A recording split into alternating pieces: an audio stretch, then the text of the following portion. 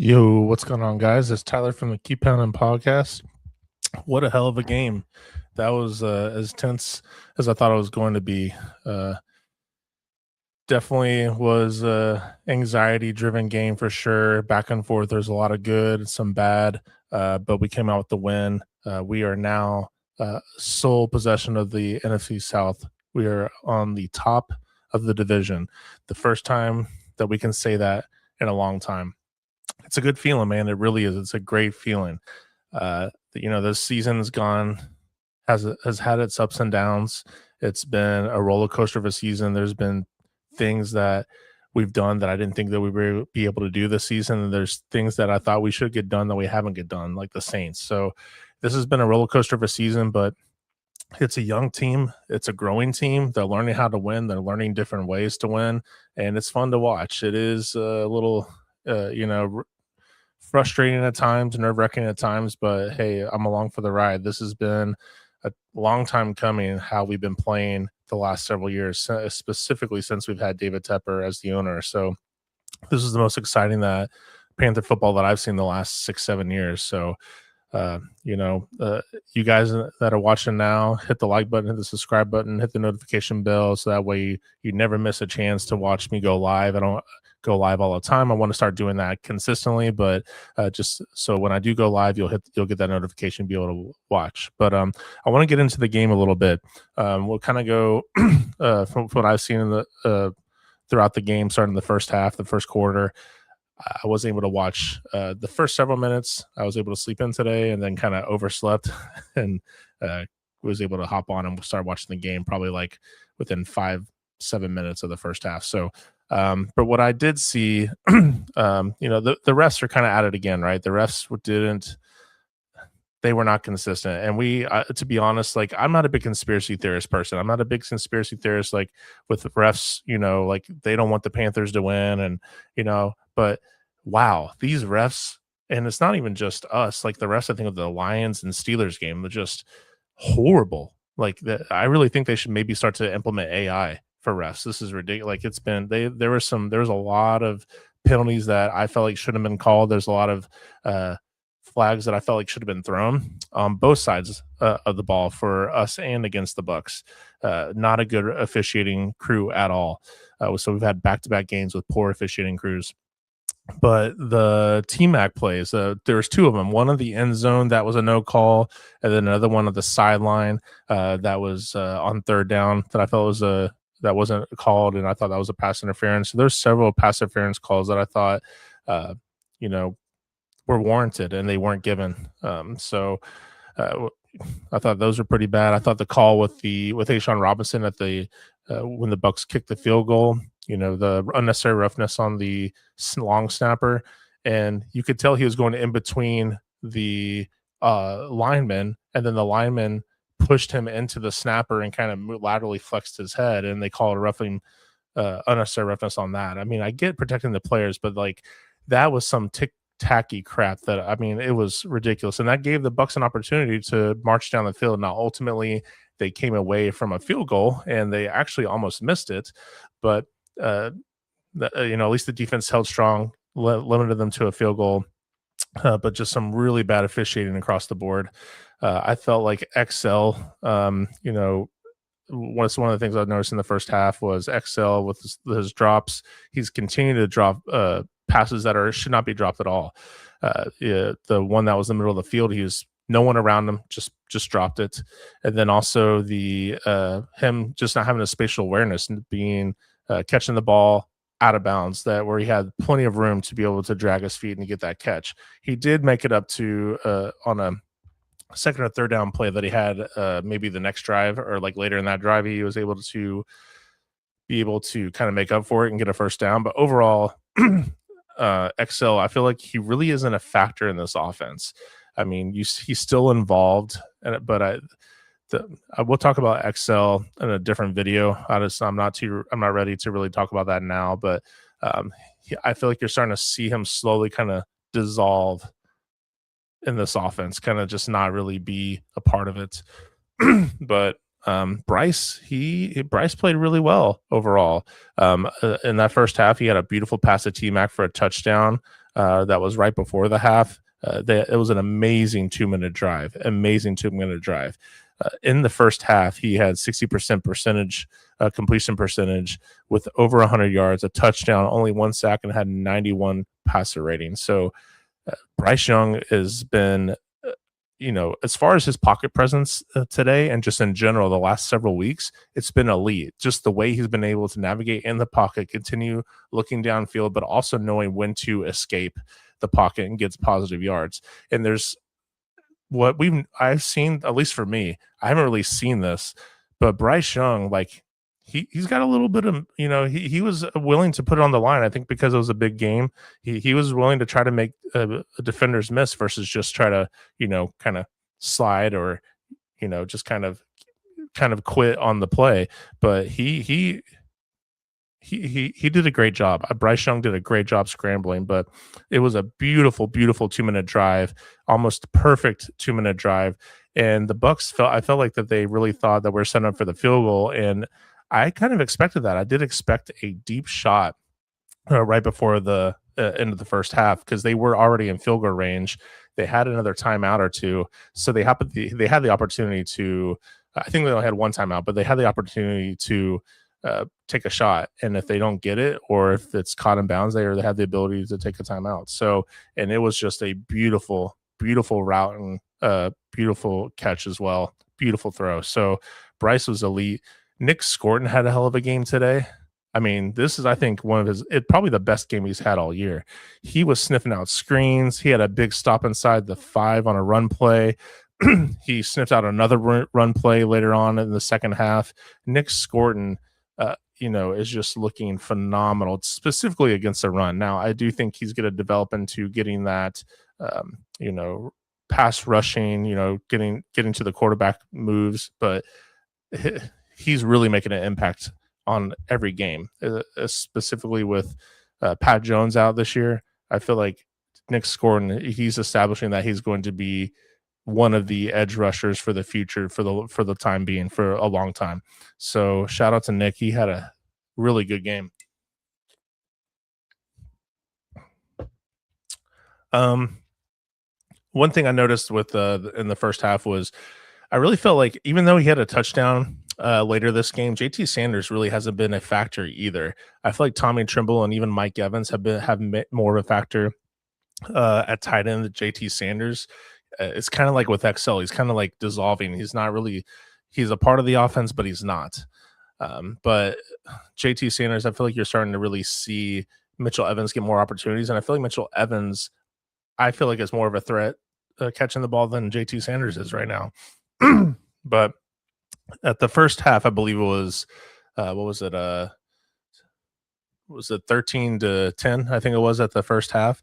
So in the second half, I was really interested to see how both teams were going to attack each other and modify and adapt their game plan to to what was going on. It really felt like the running game for us wasn't really happening. It did seem like if we were going to win this game, Bryce Young was going to be passing the football. And that kind of continued in the second half. Bryce Young, to me, he played the way he did against the Saints, but this game, Dave Canales let him take shots down the field. We didn't really see that against the Saints this game, and I feel like Dave Canales did learn from his mistakes last week. So, but what was disappointing was in the opening drive, the Bucs had that touchdown. So the Bucs get the ball, they're good on the field. On third down, you had a Baker Mayfield scramble for a 23-yard run. There was just so many third and mediums that the Bucs converted on that drive, and they ended up coming away with a touchdown. So going into when the second half started, it was not a good feeling the way that we started that half by allowing the Bucs go down the field and score. But then the offense, they responded on the Panthers opening drive. Bryce had a in the third quarter touchdown the scramble that he had was elite. I want to show you. I think I have it up here. Let me see. I want to share this here real quick and show you this play here is elite. Let me share my.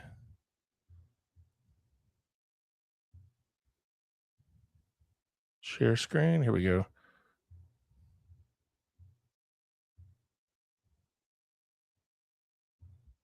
Okay. All right, I want to show this. This was elite, in my opinion. This is just an elite play. And this is something that I feel like a lot of fans don't really understand what Bryce Young is able to do. Can he be a little inconsistent? Sure. But this is something that Bryce Young is able to do for you. So if you look here, let me turn this down to, you know, getting this guy to miss, steps up. What a move this for this right here. He expected him to continue this way, steps up, and then just finds Jatavian Sanders for the touchdown. That's all Bryce Young, bro. That is all Bryce Young. I mean, that is elite. I mean, that you can't teach that. That is something that is just if Bryce Young. This is what Bryce Young is starting to continue to do throughout this season. He's had his peaks and valleys, his highs and lows, but when it comes crunch time, especially in big games, this is what Bryce Young does for you. Okay, this is what Bryce Young is. He had a phenomenal game, phenomenal game. But then after that, you had special teams that allowed a big kickoff return going into the fourth quarter with a 43-yard return. I did feel like the defense stepped up that drive with a big sack. The Bucs did get the 50-yard field goal, and that's where the game was 20-20 going in the fourth quarter. There was after that drive, the Panthers kind of had a poor drive. They had a big sack on Bryce Young mid fourth quarter. I thought it was a great play call by Todd Bowles, to be honest with you. And he hasn't really had that many of those. I know a lot of Buck fans absolutely hate Todd Bowles right now and they want him out. But this was, I feel like, a very good drawn play where they had it was a blitz and they had a free blitzer that wasn't picked up and got the sack on third down, and we had a punt. But we had him pinned inside the 10. But again, what's frustrating with this defense and Evero, man, like I don't know if I'm ready to talk about Evero or not, but this is what's frustrating about his defense is we put them inside the 10, and this is when you should be a little bit aggressive on defense. I get the bend, don't break mentality. I understand we don't have that consistent pass rush, but this team has shown like let's put up some. I just felt like Evero was very, very stale today. I feel like players did well, but I felt like Evero could have put them in a better position to succeed. But we had him pinned inside the 10, and we allowed a 40-yard throw, Baker down the field. But again, it was just poor, very poor soft ass coverage by the defense. It felt like. But during that drive, again, Scorton had he stepped up. Very big for us. Got that stop on that run play where he destroyed the tight end, and was able to sack Bucky Irving in the backfield. But there was a delay of game that the Bucs had on, I believe it was a fourth down, and then they punted it off. And then you have Bryce Young, who had 4 minutes and 40 seconds left with the ball and an opportunity to go down the field and win. And there was a big time catch and throw to Coker with 2 minutes. There was 2 runs in a row. Again, that we weren't running the football. I understand that Dave was trying to melt the clock a little bit, slowly work our way up the field so that way we don't allow the Bucs an opportunity to get the football and score. But 2 runs in a row, just kind of 2 yards. And then there was that big time throw and catch to Coker. But after, I know that they called pass interference on that finally, but it was just a perfect place ball. I did think that the third down play call that they had was kind of poor. I understand that Bryce was under pressure and there wasn't really anyone there, but I felt like with Todd Bowles knowing his defense that we knew that he was going to bring pressure, and you got to be able to. I think they did eventually have it. They saw that there was a receiver open, but I felt like you could have made it a little bit easier on Bryce, but that it was frustrating because I wanted to get them go down and score a touchdown, but we ended up making a 47-yard, I believe it was like 47, 48-yard field goal. And kudos to Ryan Fitzgerald. He did phenomenal today. He made clutch kicks when he needed to. And he's been continuing to do that all season. But when we made the field goal, we had 2 minutes and about 20 seconds left in the fourth quarter. And when we punted it off, one of the things that the Bucs, like, they had opportunities, but also they made stupid mistakes. And when we made that punt with over 2 minutes left, I can't remember the guy's name, but he had an unnecessary or a personal foul on special teams, and he just like kind of just hit his helmet against the Panthers helmet, and it was just you cannot do that. I mean, we'll take it as a Panthers fan, but you cannot do that with just over 2 minutes left with the NFC South division title essentially on the line, basically, and you're making a bonehead decision. It was just a stupid play. But again, they start off at the 10. So I'm nervous because what did we do last time? We let him just come down the field.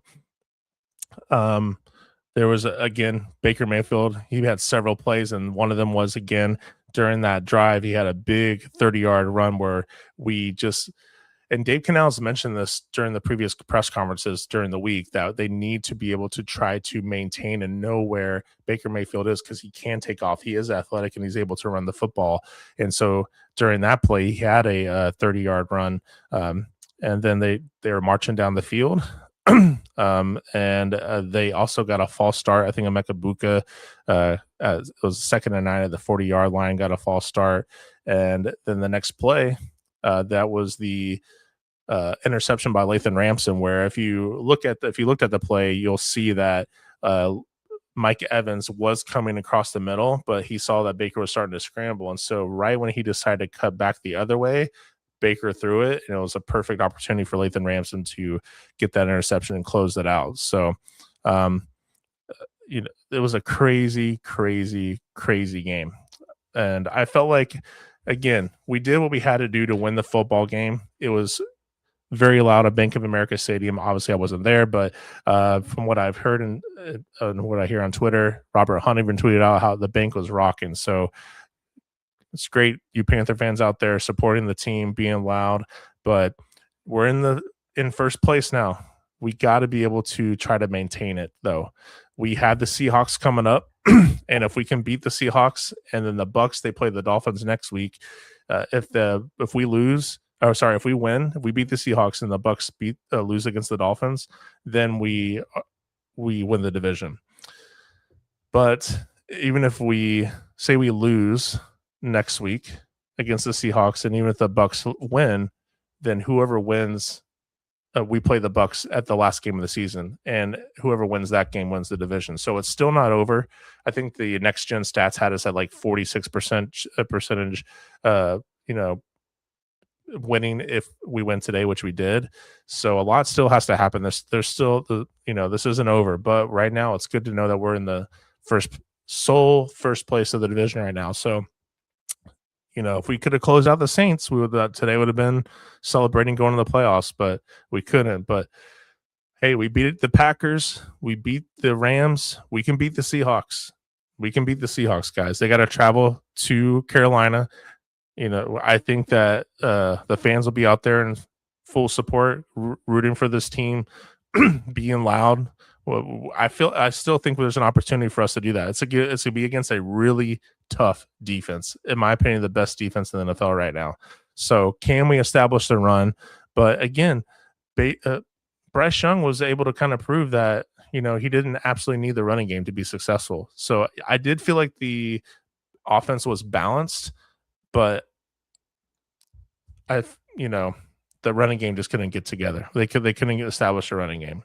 So hopefully they're able to do that against the Seahawks. I feel like Chuba did really well. I feel like Rico, he was okay, but I just feel like he looks not as explosive. I feel like there's some plays where he hit the gap, but he wasn't as explosive as I've seen him earlier in the season. So I don't know if there's something lingering there or not, but hopefully everybody's healthy coming into Seattle. Hopefully Turk Wharton is healthy from his hamstring from stepping on a guy through walkthroughs last Saturday.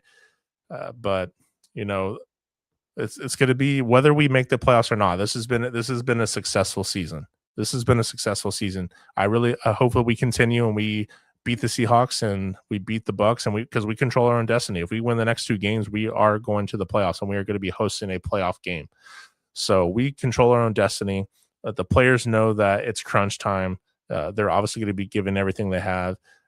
It's going to be interesting to see how things play out. So, you know, tomorrow, Victory Monday, enjoy the victory today, but, they got to get ready for Seattle. And then the week after that, we got the Bucs, and then hopefully we are in the playoffs. So, again, if you guys haven't already, hit the like button, hit the subscribe button, hit the notification bell, leave a comment, and let me know what you thought of the game. What do you think? What was your positive and negatives out of this game?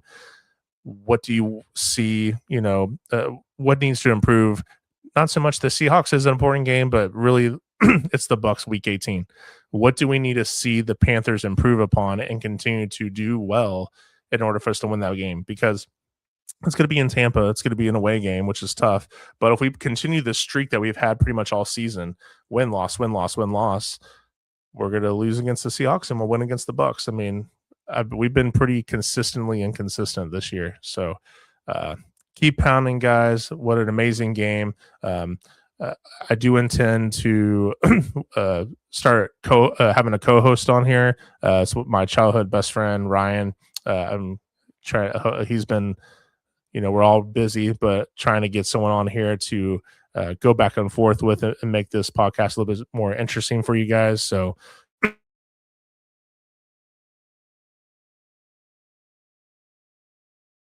subscribe button, and we'll see you guys next time. Peace.